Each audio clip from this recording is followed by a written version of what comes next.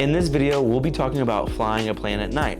This is interesting for anyone who would like to see a student and instructor going over tips on how to do exactly that. One thing I also like about this video is that you'll get to see how our Redbird simulators work in our flight training here at Thrust Flight. Without any further ado, let's get into it. So this is just a 45 in the sim, but we're basically getting back into here so that we can kind of talk about, you can kind of start teaching me about nighttime considerations and everything. Just kind of talk me through, we're taxiing around and kind of what are we expecting, what's different, what are we looking for?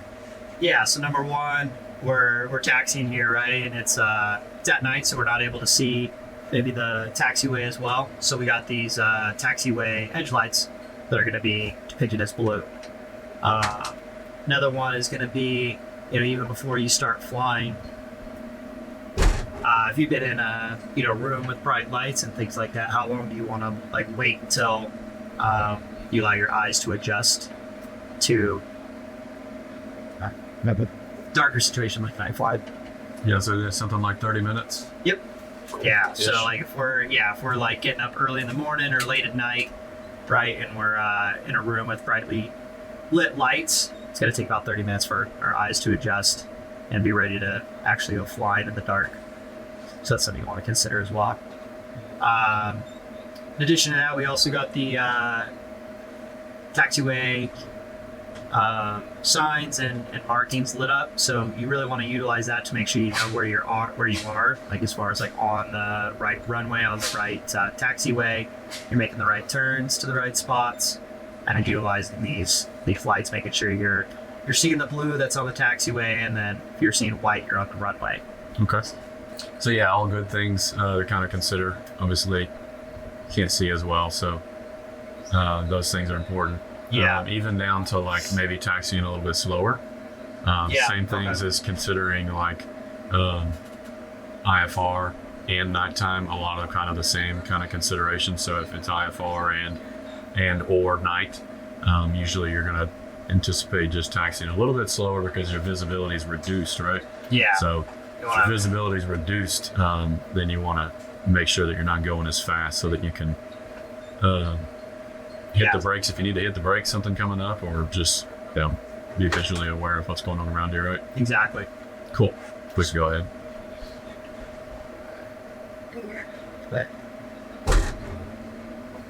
Got us a little short field here. Yeah.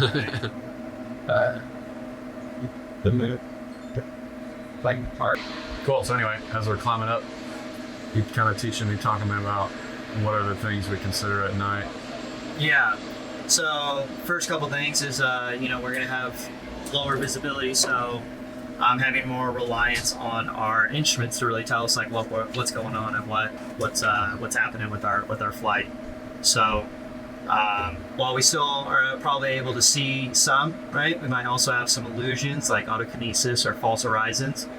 So we really want to take advantage of having our instruments and being able to use that. Another one would be kind of similar to the 30 minutes before hopping in the plane. When we are flying at night, visual scan is going to be slightly different. So instead of you're still kind of looking at, segments of the sky, but if you're looking at an airport beacon or maybe another plane flying, you kind of want to use your peripheral vision to spot them and keep an eye on them, because if you end up staring at them for long enough, we'll kind of experience autokinesis, which is going to be where your eyes fixate on that, and then as you move around, that light kind of follows you, and that's kind of like what back in the day they used to thought they see UFOs kind of just zooming all over the place, and really it was just a visual illusion, autokinesis. And then another one's going to be false horizons. So with the lights are really helpful to be able to know if you're in a congested area or a busy area, city, something like that. But let's say could be clouds, it could be maybe mountains or something like that. Yeah, even any of these that kind of have a straight line look to them. Yep. Could look like maybe a false horizon. Yeah. And so it could make you think that the horizon's this, but that's actually at a maybe 10-degree angle, or it's off a bit from the actual horizon. So again, just kind of really referencing the instruments, even though we're still VFR and we're still able to see outside, these instruments are really going to help us out with actually knowing what we're doing as far as, are we actually straight and level? If we have that false horizon delusion, might think we're straight and level, but we're really at a 5-degree bank, something like that. If we're basing it off of just the lights that we see. Yeah, what if like we were flying VFR and we use waypoints and everything, right? Yeah. So kind of how could we navigate around? Yes. Sea as well, right? Right. So as far as waypoints go, probably something that is well lit is probably going to be your best bet. Back in, or like maybe during day flying, you might be able to spot a field or a lake or something like that. So maybe using windmill farms are good, especially out here in Texas. Going out, you can see the big red flashing lights, right? So those will help. Yeah, that's why it's important to know like that yellow on the VFR sectional, kind of what the lights should look like at night. So if you need good reference points, the lights are a big one. Yeah. Right? Yeah. Major highways and tollways and things that are going to be lit are easy to follow at night too. So like, let's say that we wanted to go to McKinney right now. So we just left Addison. So George Bush, they were tracking over right now, and it's about to go that way. So and we could take a left right here and then follow that highway. That's 75, right? Yep. And then we know that if we did some pre-flight planning, we would see that McKinney is just basically just a little bit to the east of 75. So we could basically hang a left and then follow this highway out towards 75, and follow 75 until we kind of get close enough to see the beacon, right? Right. And then do our thing. Yeah. So yeah, utilizing your sectional and knowing like, okay, here's a town that's going to be lit up, right? And here's a highway that travels from this town to this town, right? We can use those rather than the visual points we use during the day. We might not actually be able to see them at night very well. So it's better to switch it up and use things that you're going to actually be able to see it than follow it. Yeah. So how are we picking out airports and knowing kind of where they're at? What's that? How are we able to find the airports when we're getting? Oh yeah, so our airport beacon. So we're kind of cruising out here, following 75, and we got McKinney off to the right, I believe. So what I'm going to be looking for is flashing white and green airport beacons. Yeah, what does that mean? That's a civilian airport. Okay. Yeah. So most of the airports we'll be going to, looking for that white and green. And I remember like coming back into Addison, it can kind of be tough to spot that one, right? So even with all the lights, right, like in a big city and the airport beacon, it actually could even be tough to find that, right? So having a little bit more situational awareness, knowing that all right, Addison's in the thick of a lot of city lights, that it might be actually tough to see. So really utilizing your flight plan and during the pre-flight, using your instruments and G1000 and stuff to actually kind of have an idea of where it is to help you out, and then eventually you see it, But I remember it was even sometimes tough in the sea of lights to kind of pinpoint it. Yeah, sometimes your scan can be a little bit too fast too, especially with that peripheral usage. And so a little bit of a slower scan, especially when there's dense lighting like that, because that green and white that's spinning around, right? In between the green and the white, you're going to have just nothing, right? Yep. So you scan a little bit slower, you might catch a piece of that white flicker or green flicker as you're coming in close. So you can you see the... I was going to say, I just so you can right already there. see it off in the distance, and we're picking it up by looking for that white and green. Yeah. And so there you go, 75 is well lit all the way up here, and now we've already got this. So now that we've got our airport in sight, we can kind of just break off however we need to enter traffic pattern and head that way. Yeah, exactly. So what other considerations do you have, like maybe even like in reference to like emergencies, or what if you had situations in that direction? Would you do things differently at night, or? Yeah, so for me, I would probably, I feel like altitude's always going to be your friend, but even at night, maybe having a little bit more extra altitude, right, to either A, figure out the problem and see if you can find a solution, or B, be able to find a good place to land and stuff. Yeah, good. That being said, it's kind of almost the inverse. If you do have to make an emergency landing, probably better to go away from the lights, right? It's probably going to be like a farm or something. Yeah, but if it's dark outside and you don't have like moonlighting out here, like in the sim, it always kind of favors a little bit more light than you're probably actually going to see. So like this out here, Right. and unless it's like a full moon or something, you're probably not going to really be able to see any of this to make out whether that's a field or a lake or a forest, Right. or what it is, right? But usually, yeah, kind of considering like busy highways is going to be a big one. Big open like parking lots or something is ideal. Something that's like well lit so you can make a better judgment call as opposed to just going into the black where you don't know what that is, right? Sure.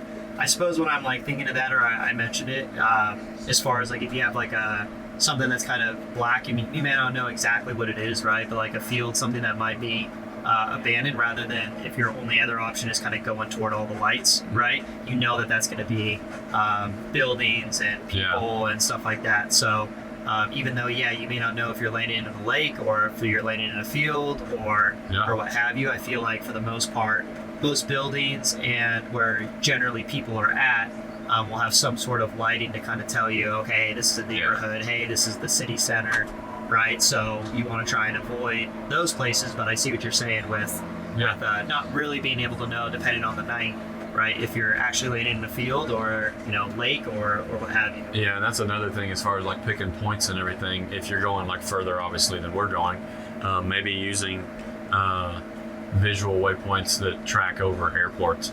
So with that better altitude that you're talking about having, maybe you're flying up at, I don't know, 5,000-7,000 as opposed to, a shorter route going to, I don't know, majors or something that you would normally just do at like 3,000. You want to go a little higher and then kind of track over the top of maybe like Rockwall and Caddo, so that along the way, if you had an emergency or something, that chances of being close enough at 5,000 to 7,000 feet that you could probably make one of those runways from here to majors, right? Right. So just something like that. Yeah. So I kind of like just piggyback off that. Yeah, basically in your flight plan and in your pre-flighting, right? You're kind of pointing out like, okay, hey, where am I going, right? What's my route? And then what would be some like good things to know? Like, okay, hey, here I know is a big empty field. Here's an airport. Here's a highway.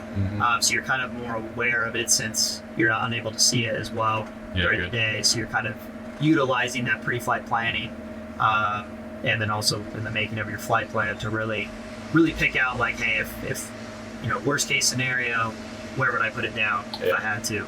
So you're already kind of aware of that. So let's say we already got all the weather and everything, and we're going to land 1-8. Let's do... okay. You can do whatever kind of pattern you need to. Yeah. Kind of talk about landing and everything and what it looks like. Yeah. All right, so we're going to go 1-8. I'll just go ahead and fly over the airport into a midpoint in the left downwind for 1-8. Cool. And then I can see the lights here, right, for the runway. I saw the airport beacon, looking good. Basically, there's a couple things that we could consider as we're coming in for landing during a night flight. Number one is just the illusions, as far as I think there's a black hole illusion, right? So that will kind of affect what you're seeing coming in at night if there's no lights around it. Not necessarily our case right now, it's going in a bikini. But, and then the other ones is just really, it's going to be a different sight picture. You're going to potentially misjudge how high or how wide or narrow the runway might be based off of the using the runway lights versus actually visually being able to see it during the day.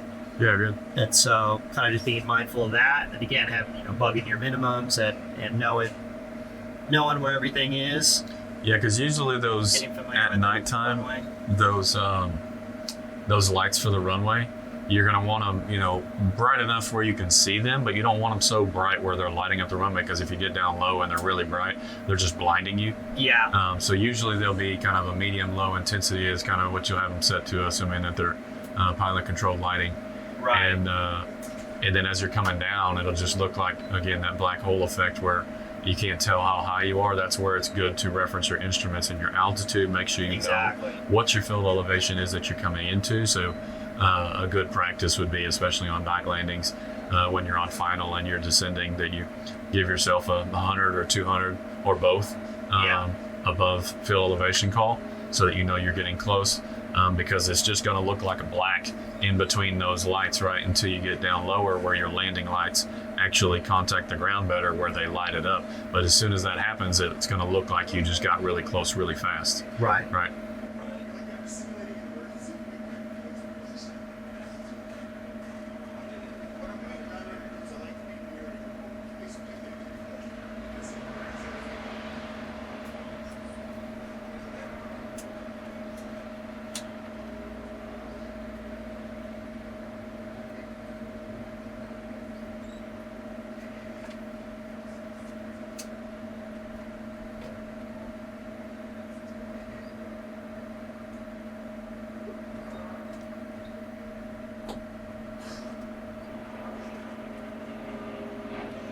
So yeah, the sim isn't quite the best as far as indicating, seeing what that black hole effect looks like. Right.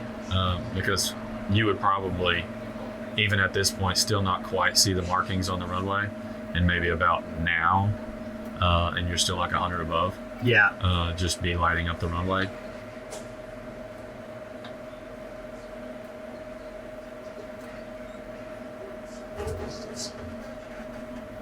Sweet.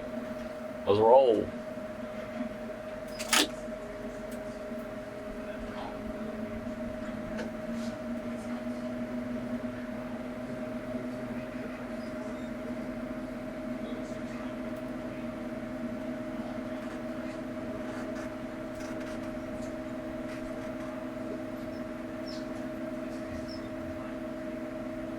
Yeah, you just want to make sure, and as you do your night flights with your students and everything, to make sure that they understand the differences in all those nighttime considerations, because it will be a little spooky for them. Their first time, they'll be kind of a little disoriented and kind of lost in where they're at because they can't see the ground, things like that. So pointing out how to navigate around, things to consider as far as,